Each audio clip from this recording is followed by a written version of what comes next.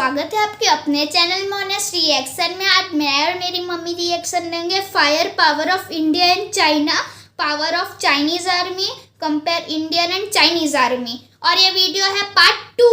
ये खान सर की वीडियो है फ्रेंड, और फर्स्ट पार्ट मैंने बनाया है जो मैं उसका लिंक मैं डिस्क्रिप्शन में दे दूंगी फ्रेंड, आप जरूर देखिए। और ये है सेकंड पार्ट, क्योंकि ये वीडियो लंबी थी इसलिए हमने 2 पार्ट में इसको बना रहे हैं। और ये अभी तक जो मैंने पहला पार्ट बनाया था उसमें यही था कि आर्मी में हम उससे आगे हैं, सैनिक हमारे पास ज़्यादा है और हथियार वगैरह जो है वो उसके पास ज़्यादा है फ्रेंड्स। लेकिन हमने आगे यह भी जाना था कि उसका जो एयरक्राफ्ट वगैरह ज़्यादा है लेकिन उसको एटमॉस्फेयर उसको सपोर्ट नहीं करेगा और एटमॉस्फेयर सपोर्ट करेगा हमें। तो आइए देख लेते हैं आगे कौन किससे आगे है। वैसे तो हमारा इंडियन आर्मी ही आगे आएगा फ्रेंड्स। तो आइए पहले देख लेते हैं वीडियो, उसके बाद हम बात करते हैं। सो 3, 2, 1 एंड स्टार्ट। है, लेकिन ये इन दोनों पर भारी पड़ेगा क्योंकि ये रूस का बना हुआ है। विक्रमादित्य काफी शक्तिशाली है और हम लोगों को नेवी का एक बहुत बड़ा एक्सपीरियंस है।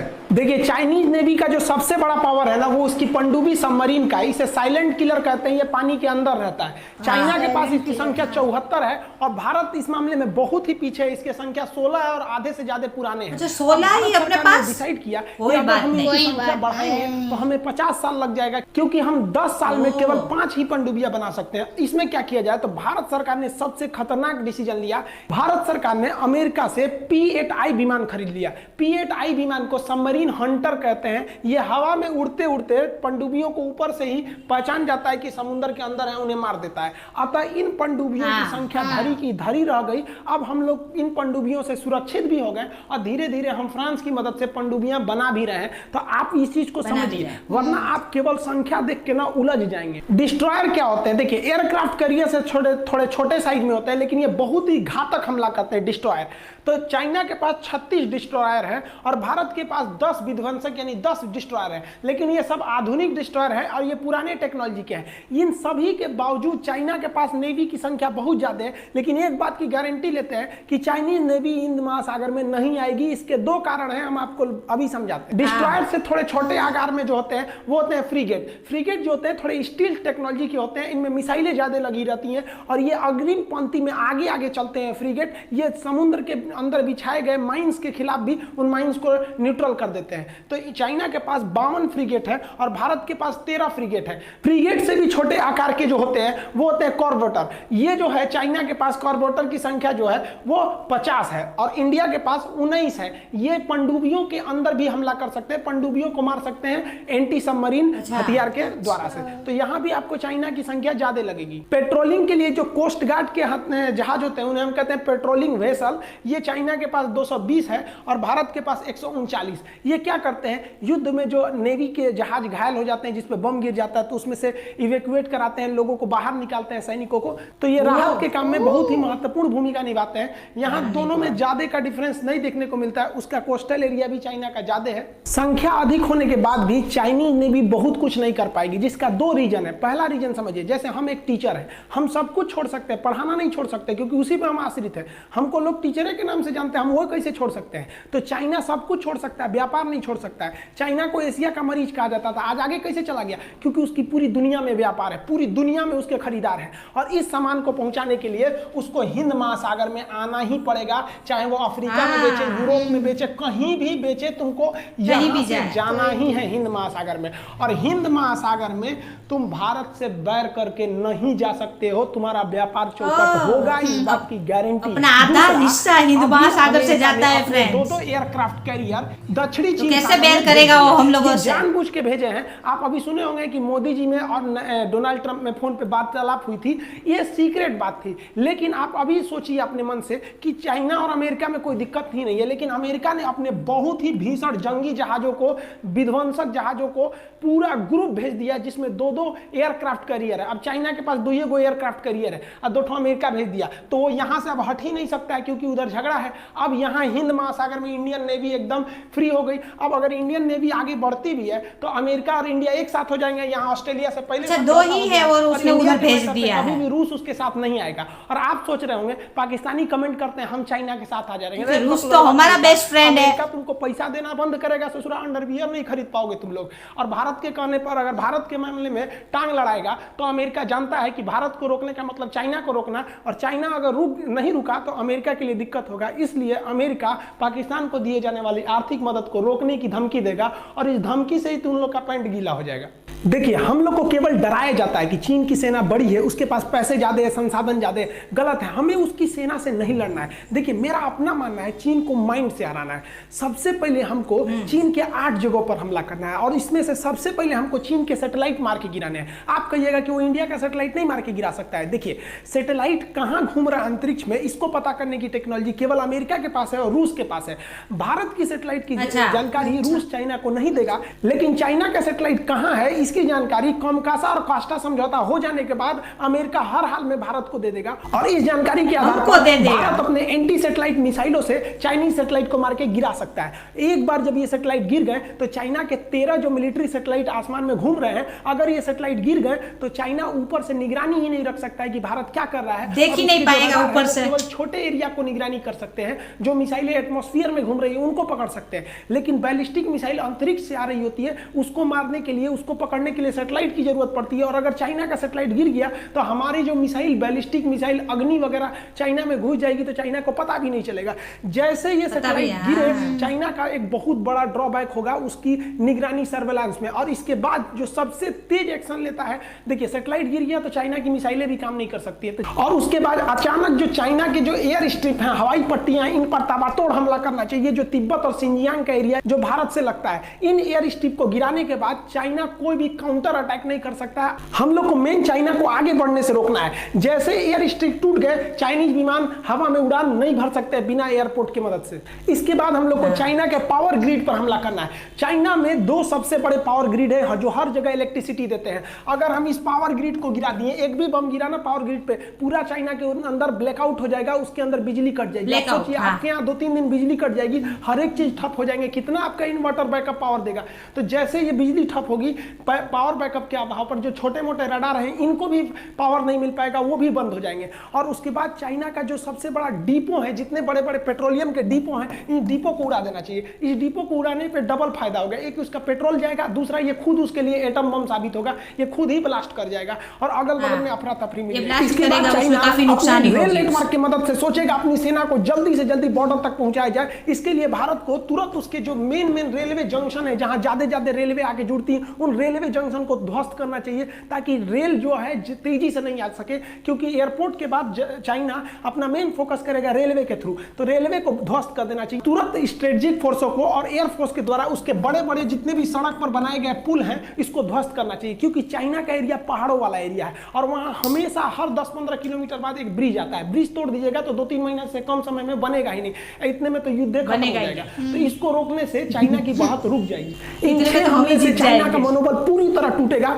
उसके बाद जो चाइना की ऑर्डिनेंस फैक्ट्री है, जहां तोप, गोले बारूद कारखाने, ये सब के जो कारखाने हैं जहां बंदूकें बनती हैं, उन सब पे तुरंत ध्वस्त करके हमला से उड़ा देना चाहिए। इससे जो उसका बैकअप सपोर्ट था ये टूट जाएगा और बैकअप टूटने के बाद उसे इस विषम परिस्थिति में कोई दुनिया मदद नहीं करेगी। और चाइना जो सबसे ज्यादा कूदता है अपने व्यापार पे ना, उसके व्यापार को समुद्र के रास्ते होते हैं, उसके जितने भी बड़े बंदरगाह हैं उस पर तेजी से हमला करके एक साथ तोड़ देना चाहिए इन सबको। हमारे हिसाब से चाइना की इन 8 जगहों पर हमला करेंगे, चाइना की कमर टूट जाएगी। लेकिन चाइना हमको अपनी केवल मजबूत चीजों को दिखाता है कि हमारे पास 21 लाख आर्मी है। अरे कोई आर्मी धरी की धरी रह जाएगी। ससुराई तुम्हारा ये 8 चीज टूट गया ना तो तुम देखा ना 21 लाख फौज है कि 21 करोड़ है, कुछ नहीं होने वाला है। और ऐसा हो सकता है, ऐसा किया गया है। इजराइल ने 6 दिन की लड़ाई में पूरी अरब देशों के, मिडिल ईस्ट के देशों को हरा दिया था। ना कोई उसका साथी था, ना पूरे पड़ोसी उसके दुश्मन थे सब। इसके बावजूद उसने पूरे अपने अरब देश के दुश्मनों को धूल चटा दिया, चाहे वो उसके अगल बगल का मिस्र हो, सीरिया हो, लेबनान हो, सबको हरा दिया। और इजराइल वो सारे हथियार, वो सारी टेक्नोलॉजी भारत को देने के लिए हर एक रणनीति तैयार है।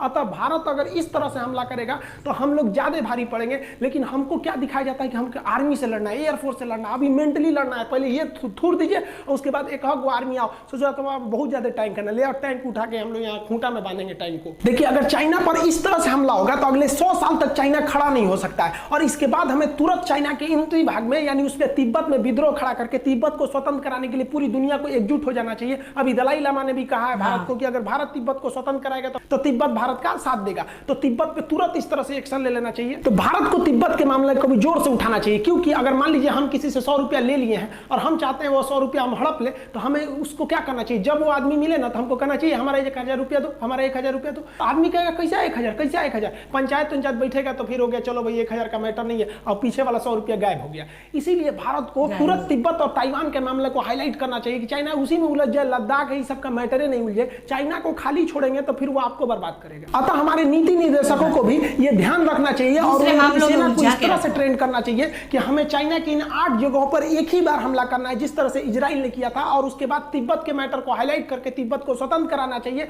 और हमारे नीति निर्देशकों को इस चीज को ध्यान में रखना चाहिए कि तोप टैंक का जमाना अब पुराना हो गया, अब आपका मेंटली लड़ाई लड़ेगी। अभी भारत के पास 2 सबसे घातक हथियार है। आप देखिए सबसे घातक हथियार हमारे पास कौन है? अभी जो भारत के कमाल संभाले है ना नरेंद्र मोदी, बहुत ही ढीठ प्रधानमंत्री है। इंदिरा गांधी के बाद इतना ढीठ प्रधानमंत्री अभी हमको अब देखने को मिला है।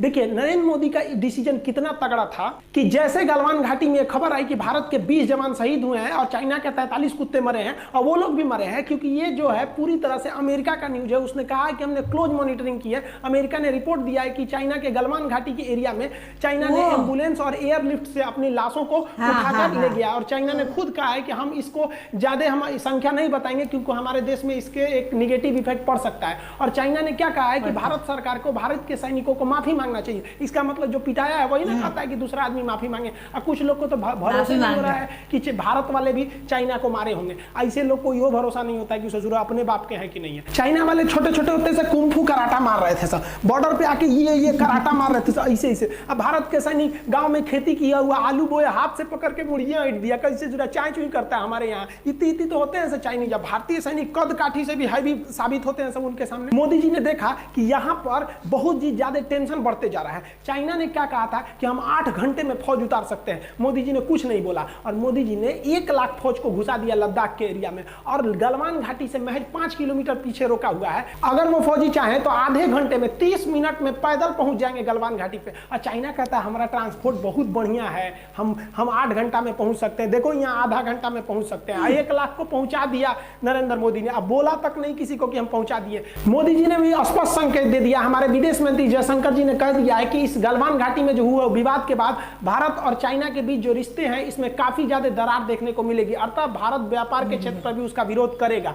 और दूसरी जो बात है, हम मोदी जी से कहेंगे अभी कुछ समय के लिए जो भारत के रक्षा मंत्री है ना, वो योगी आदित्यनाथ को बना दीजिए। देखिए 1 महीना में ना पूरा का पूरा जो बॉर्डर डिस्प्यूट है ना साफे खत्म हो जाएगा। फिर चाइना नहीं कहेगा कि हमारा बॉर्डर डिस्प्यूट है। इस बात को मानिए। अभी वर्तमान में यही कुछ कर सकते हैं तो कर सकते हैं। हम आप ही से पूछते हैं, एक बात बताइए ना, अभी जो स्थिति है तो हमारा कर्तव्य क्या बनता है? जो हमारा नेतृत्व कर रहा है हम उसके साथ में खड़े रहेंगे कि अभी याद करेंगे नेहरू ऐसे थे, वो ऐसे थे? अरे हमको आपको सबको इस समय अपनी सेना के साथ, अपने नेतृत्व के साथ एकदम खड़े रखना है। आपकी विचारधारा अलग हो सकती है, अलग पार्टी की हो सकते हैं, लेकिन अभी बॉर्डर पे जो चल रहा है हमको आपको साथ खड़ा रहना पड़ेगा, नहीं तो कटा जाएंगे लोग एक एक करके। क्योंकि जब चाइना घुसेगा ना, काटना चालू करेगा तो नहीं देखेगा कि आप किस धर्म के, किस जाति के, किस पार्टी के रहने वाले हैं। बंदूक किसी के सीना नहीं पूछ के जाती है कि तुम हिंदू हो कि मुसलमान हो कि किस जाति को, काट के रख देगा एक साथ। इसलिए अभी भी समझ जाइए, अभी भी हमको अपनी सेना के साथ, सरकार के साथ डट के खड़ा रहना है। जब ये मामला खत्म हो जाएगा तो हम एक एक सवाल पूछेंगे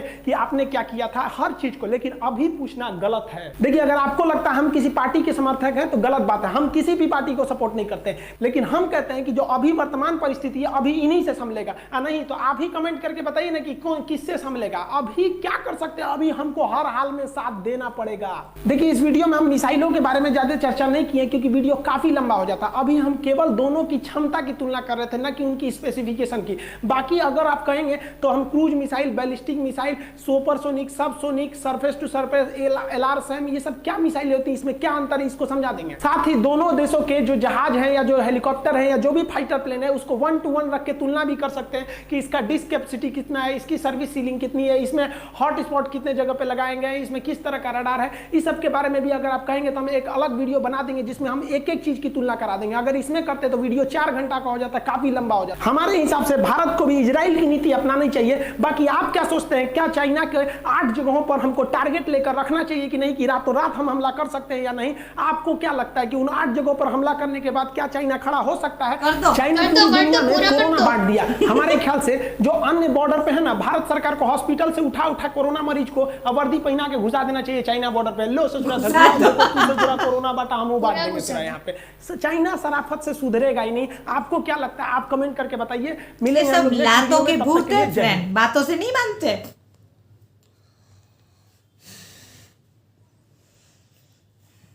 हाँ फ्रेंड्स, तो ये सेकंड पार्ट था। मतलब हम 2 पार्ट में वीडियो बनाए हैं फ्रेंड्स। तो ये खान सर ने बोला कि देखिए आर्मी में तो हम उससे है ही, हथियारों में वो हमसे ज़्यादा है, लेकिन आर्मी में हम उससे ज़्यादा है।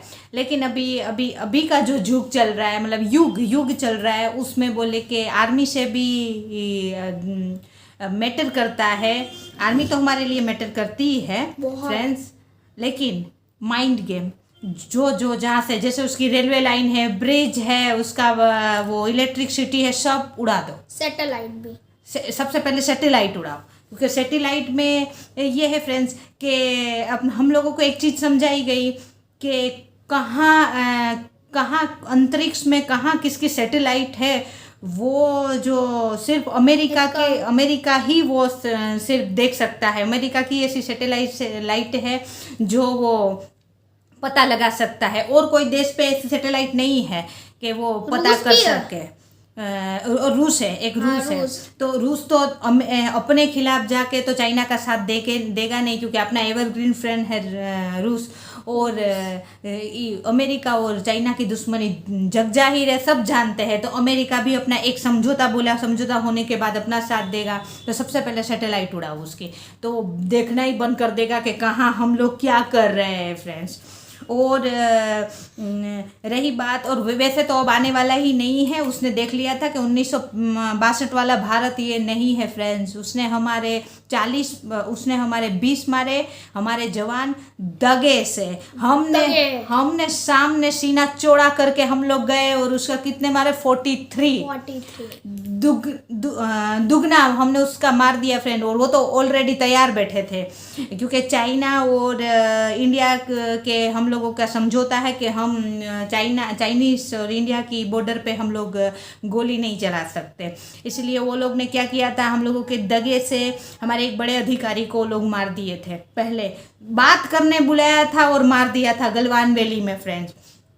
वो जो रोड होती है, रोड में वो कांटादार तारे वारे लपेट के रखे थे, और बहुत मतलब उसको यातना दे के शहीद किया था उसने। तो वो फिर हम लोगों ने उस पर हमला किया, और हम लोगों ने दिखा दिया कि 1962 वाला ये भारत नहीं है फ्रेंड्स। आज है 2021। अब छेड़ोगे ना, अब नहीं छोड़ेंगे। इसलिए चाइना बहुत अच्छे से समझते हैं। और नाटे को तो हम लोग, हमारे सैनिक एक सैनिक हमारा 3-3, 4-4 नाटे को उड़ा देगा। तो इसमें हमारी आर्मी पे तो कोई हमको शक है ही नहीं फ्रेंड्स। हमको तो गर्व है हमारी आर्मी पे।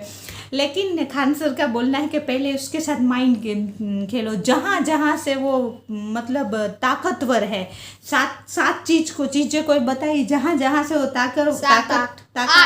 आठ चीज़ ताकतवर है, उस पे पहले हमला करो। उसके बाद तो फिर वो उसकी ताकत टूट जाने के बाद तो फिर तो मिलिट्री से हम लोग निपट लेंगे, उसकी मिलिट्री से फ्रेंड्स। सबसे पहले तो सैटेलाइट को ही उड़ाओ। और लास्ट में खान सर ने बोला, आप कमेंट्स करके बोलो फ्रेंड क्या चाहते हो उड़ाना, मैं तो कहती उड़ा दो। और अभी तो हमारे प्रधानमंत्री कौन है?